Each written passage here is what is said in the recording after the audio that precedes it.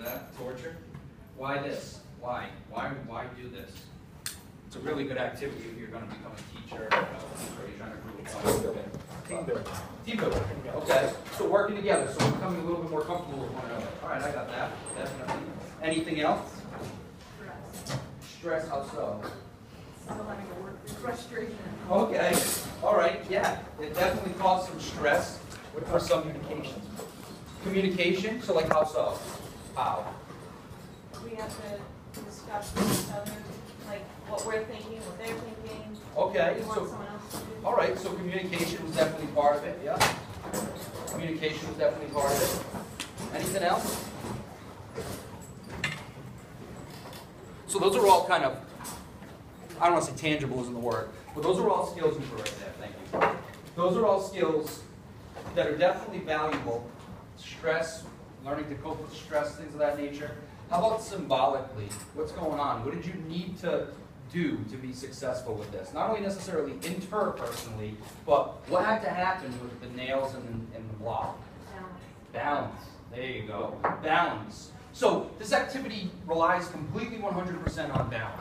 Right? Yeah, there's a communication aspect and all those types of things are important, but balance. And when we talk about psychological health, when we talk about stress and coping with stress, that's one of the keys to good psychological health and keeping your stress levels down is balance. Balance in your life, balance in your interpersonal relationships, balance in your schedule, balance in all of these different things help kind of balance out your psychological health and your stress responses. So in a way, it kind of relates to what you read about. For those of you that weren't here last time, it's difficult to see with the light. I'm going to have to take note of that.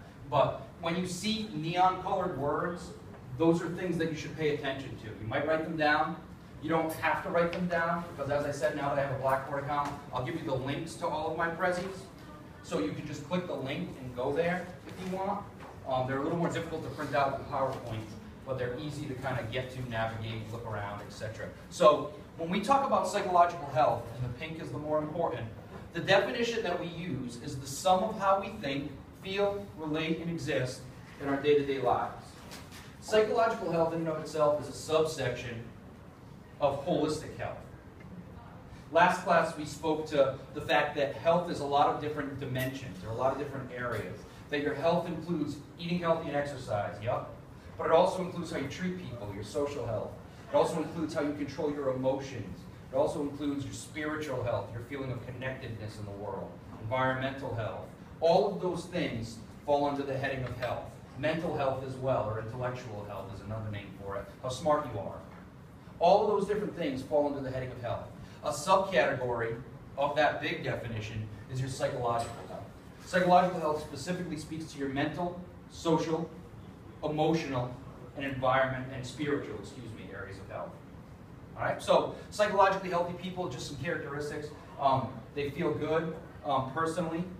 They're, cool with other people. They meet life's demands. They don't feel overly stressed from a day-to-day. When they do encounter stress, they're able to cope with it, because all of us have stress.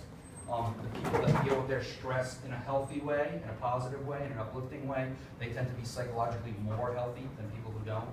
So all those different characteristics, I won't go through them all, you get the idea. This was a key point, and this is something that's talked about in a lot of different facets of not only education, but healthcare, and all over, and politics, all over. It's Maslow's hierarchy of needs. Abraham Maslow was a psychologist who spent his life studying what motivates people. And what Maslow came up with, his life's work that's now all over the place when we talk about motivation, is this pyramid. And what Maslow spoke to was that each of these levels build upon one another. And until a person feels like personally one level is met, they can't. It's not that they don't want to. They can't progress to the next level. It's not a possibility. So like when you look at this, for instance, the lowest level, and it's difficult to see from your seats, I'm sure, unless you have really good eyes, is physiological needs. So the thing that people need first, or look for first, are things like food, water, shelter. That's number one most important. If I don't have somewhere to go home at night, then I don't care if I'm loved. I don't care if I belong in a group. I want somewhere that I can go and get out of the rain. I want somewhere that I can go and feel safe.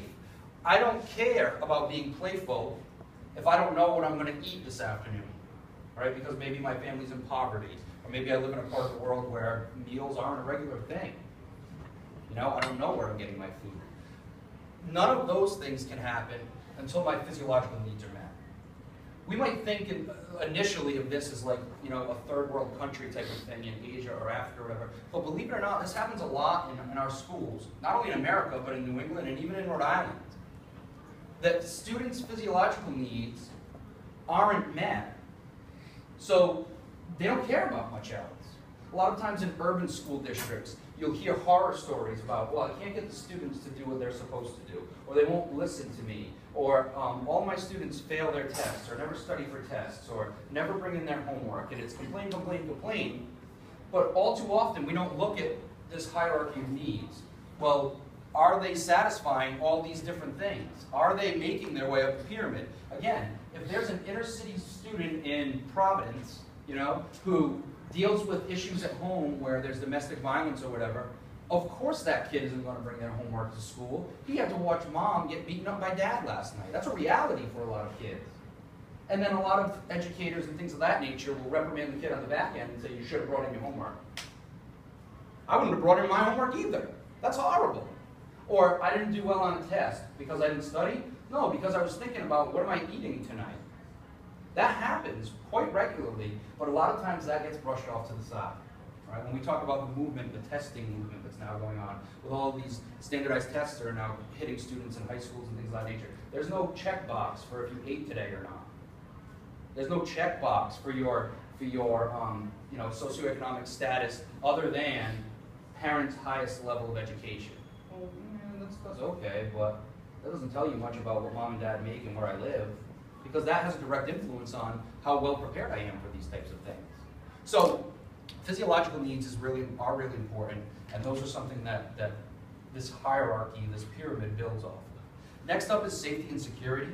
Safety and security is similar to the shelter idea. They're a little bit overlapped, but the idea that you're not in any physical danger. You know, if I'm in physical danger, again, the other stuff doesn't matter. All right? And it progressively walks up. Love and belongingness, self-esteem. And then the highest level, which isn't necessarily achieved by everybody, is self-actualization. The feeling that I have high self-esteem, that I feel comfortable in my own skin, that I'm creative, I might be playful. People don't become playful and hee-hee-ha-ha until they're all the way at the top. I mean, just look around class, for instance. None of you are no, I'm just kidding, that's hard. No, but honestly, there's not a lot of talking. There's not a lot of like giggles, smiles, like there was more laugh right there than we've had yet. And that's not a bad thing. That speaks directly to what you're looking at. Right? Everybody's getting a feel for one another, you're getting a feel for me, I'm getting a feel for you. All of these different types of things are coming into play, so we're not here yet as a class, maybe as individuals, and that's all right. Some of us will never get there, and that's okay too. So this idea of this hierarchy is really, really important when we talk about